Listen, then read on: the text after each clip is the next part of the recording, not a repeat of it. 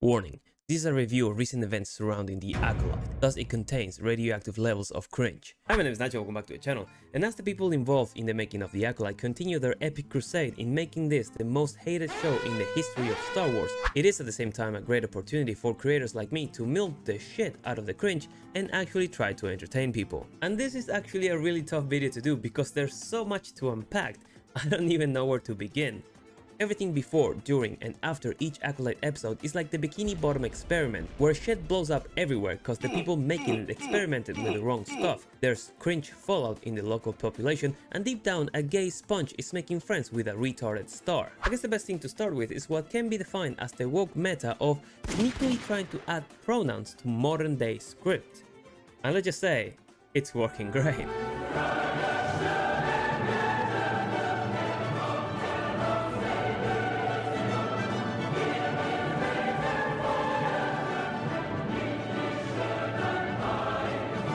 The punchline of this is that according to one of the writers, this was all meant as a joke. Why are people so upset about it? Sometimes comedy writes itself. But how insensitive of me, you would say. After all, this is an epic story with a strong black female non-binary actress at the helm, and the criticism against it is just terrible, right?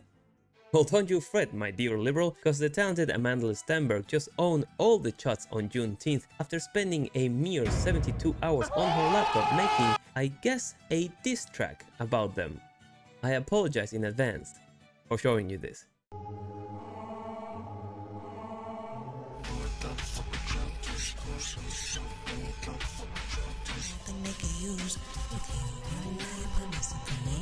And that tells me you're afraid of the truth, huh?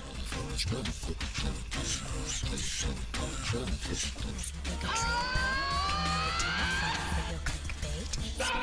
it, please, I beg you!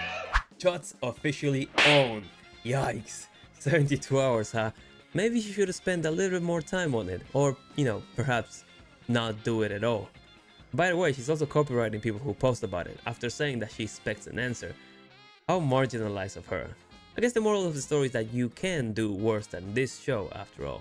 But let's jump straight into the episode and see what the gay Scorseses of Disney have in store for us with this one. So we're back at the planet where the Wookiee Jedi is. We get a minute of establishing shots of him cooking and prepping a salad, with some close-ups at the markings on the wall resembling the tattoos that the space lesbians had, which I'm guessing are there as a setup payoff plot device. But because the runtime of the show is so short and the budget is so high, all I can think of is how that little segment will probably mean nothing and will cost around $800,000 plus. The Disney accountants must be on death's doors right now. We're back on the Jedi Temple for yet another rom-com section of Osha flirting with X-23. Thank you. For what? For helping me find my sister, prove my innocence, clear my name. First of all, you weren't looking. Second, that could have been proven immediately. And third, up until this point, no one cared you were alive, not even the Jedi. Even if I failed to stop her. You missed her from almost point blank while she was stationary and having the jump on her. But don't worry, everyone else has too. We need the plot to happen after all. May is the Jedi's problem now, and I'm not a Jedi.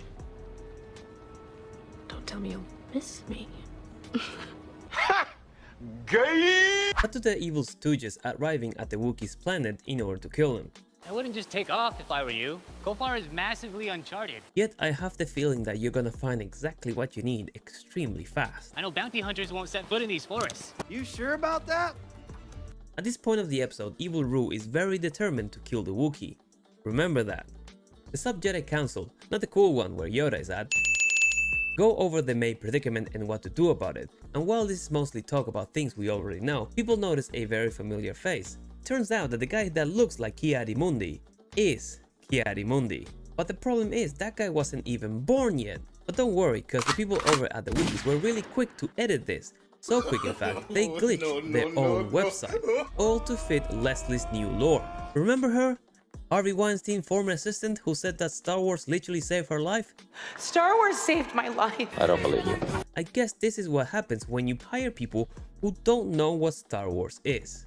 I did get in trouble for this as a person who's outside and just a fan coming in. But if you can't look and see the Anakin blowing up the Death Star, possibly killed millions and millions of people. I'm gonna get in trouble for saying this. You should just shut then up. it's You just should like, shut up. Now, the already divided fanbase is clashing over this, with one side saying that they are intentionally changing the lore without respecting continuity to fit whatever Leslie Headland is doing, which they are. And the other side of people defending these draws are like, why do you care? It's not like anyone cared about this guy before. Just let us enjoy the show. If you don't like it, don't watch it. all stuff said multiple times before by defenders of Jet. And in some psychological circles, this could be referred to as moral disengagement, which is when someone modifies their behavior in order to come up on top of a moral dilemma. This can be done in multiple ways, one of them called attribution of blame, when the person shifts the responsibility of an immoral behavior outside of themselves. To put it simply, we've all agreed that this guy was born on a certain year and that he was around 60 by the time of the Phantom Menace. Them changing it because some psycho lesbian wanted to project herself into the IP and accusing you of ruining Star Wars, calling this out is completely justified by anyone who's an actual fan of the IP. The problem then is not why do we care so much, it's why do you care so little. Situations like this is when gatekeeping becomes acceptable, because sure, everybody's welcome into the hobby.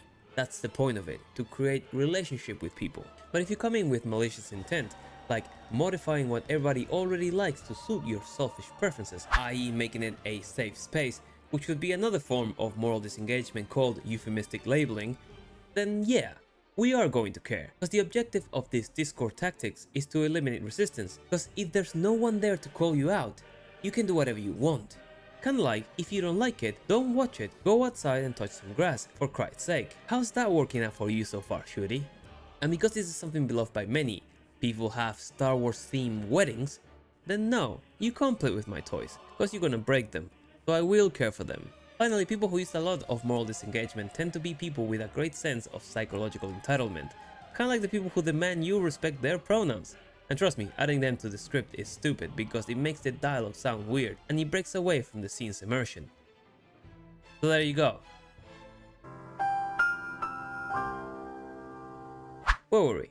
Right, so the meeting ends. Green Lady orders to remove Kelnaka from his post, chews Saul's ass for not telling her about May, and sends him to find her with the help of Osha. All of this could have been done while he was in space, closer to the planet, but we get a raiding party together with Basil, who's an otter, who's only included in this to be later sold as merchandise. Once on the planet, they are told that the Wookiee retreated to the forest, and how are we gonna find him? We're gonna use the rodent to track him, of course. But can you just, like, you know, sense him with the Force? Okay. In a certain part of the forest, Osha senses one of the bugs that's attached to the trees, which causes it to attack Saul, not Osha, who was directly in front of it. And what annoys me the most is that the scene ends there. They kill one bug and move on to the next lesbian moment of Osha sharing her feelings to X-23.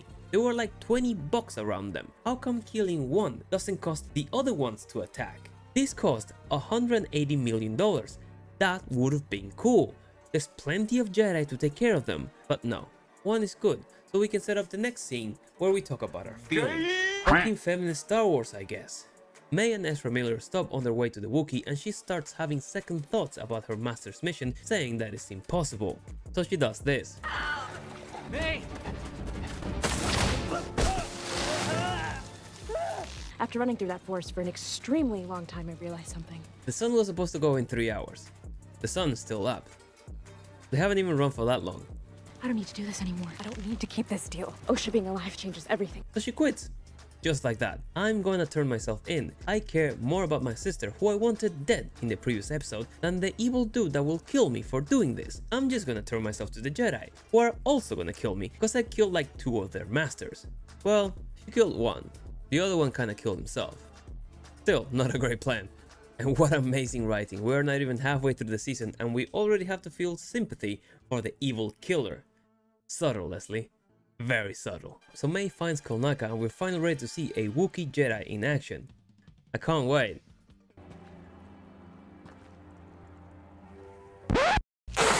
Shit! Except we won't, because they kill him off screen. And I fucking called it. This is feminist Star Wars, so Green Nepo Lady says to Saul that they need to talk about it in the council and waste enough time to be late when the call to action finally arrives. Obviously, we do have a Wookiee Jedi in the High Republic, said showrunner Leslie Headland, and we thought it would be cool to do our own version of that. Gosh, it would be really cool to see him be a Jedi, to actually do some action work and some fighting, and not just be a sidekick role. What happened? What a fucking waste of time. All that setup, and the most we saw of him was his cooking. Fucking feminist crap. On top of that, look at the wound that killed him. How does a Wookiee dies from a superficial slash like that when Boss Girl Reva survived getting stabbed front to back twice by Darth Vader? Fuck! So the Jedi arrive at the house and May is now cornered, but just as they all have their backs turned, Saul senses something behind them, and Smiler Ren appears floating behind Osha. What is that? Don't you mean, what is they? Now apparently the proper name of this guy is Darth Teeth, which sounds dumb. So he's Smiler Ren. And I'll give them this, that closing scene looks cool. The dude's fucking powerful. He has so much control over the Force he can actually levitate, like someone pointed out Dooku did in the cartoons. I'll accept that, as long as you can give me a reasonable explanation as of why. However, because this is Leslie's fanfiction, there probably isn't a cool explanation for it. It'll most likely be, oh, the cable guy was still on set and we thought it looked cool. Not sure if he's that powerful. You'll have to keep watching. The thing that annoys me the most about the show is that in a way the story they are trying very ineptly to tell has potential, but because it was done focusing on the wrong things like everybody being gay, it ended up devoid of meaning. Everything the people who like the show theorize on ends up being met with a response that's so bland it would be an insult to the bin you would throw it in. Like the Yord horse. It's Horde. What's that? It's the Yord Horde. Oh, it's the Yord Horde. Right. Well, that sounds even worse. Those people wondering what does it mean that he has a yellow lightsaber, which in the wiki sort of means that the user has a balance between the dark and the light side of the Force, but in Leslie Headland's creative canon, it just looked cool. Always fascinates me is the process of choosing lightsaber colors. Can you tell me how you specified specific colors for each? Purely aesthetic. At the exception of Vernestra, that was the only canon lightsaber that we had to worry about. Over the course of my life, I have sat there and figured out ways to attribute specific colors to specific characters is blowing my mind. Watch this, Lise. You can actually pinpoint the second when his heart rips in half. And now. And sure, George did the same with Sam J. He wanted a purple lightsaber and he got one. There's also an elaborate explanation for that one too, but the point is that you could have embellished your response to at least pretend you care about the shit you created. Because when asked about the witches of Daikoran and the creation of the twins, Leslie said that there is no one answer to it and you'll have to keep watching and decide for yourself. No, I don't think I will. So you have no fucking clue then. And if you like this show, that's fine. You do you, boo. But you can't pretend that this shit is not at least somewhat frustrating. Because this show wasn't made for someone like me, that's for sure. And if it wasn't for this channel, I wouldn't even be watching it. It feels like a chore to do so. And I'm not sure it was made for anyone on the other side of the fandom because there's almost no meaning to anything. It's only a ship to change the brand into gay fanfic. People trying to come up with answers to the question that this show makes are often met with a response from the creators that are basically, oh, we thought it looked cool and shit. We actually have no idea what we were doing. And in case you were wondering, which I'm sure you weren't, the Acolyte is still bad. It continues to desecrate the rotting corpse of Star Wars under the banner of virtuous signaling, even to the point of completely changing the lore to fit its narrative, and it's safely traveling at hyperspeed to a single-digit audience score. And oh boy, am I loving the subs I'm getting from it. Plus, if I make more videos about it, I get to keep this guy around. Hello. And to me, that is an absolute win. But if you watch this far into the video, leave a like. Check out this video next if you want to see the review about the other episodes. And as always, I've been Nacho. Hope you enjoyed the video. I'll see you in the next one. Take care.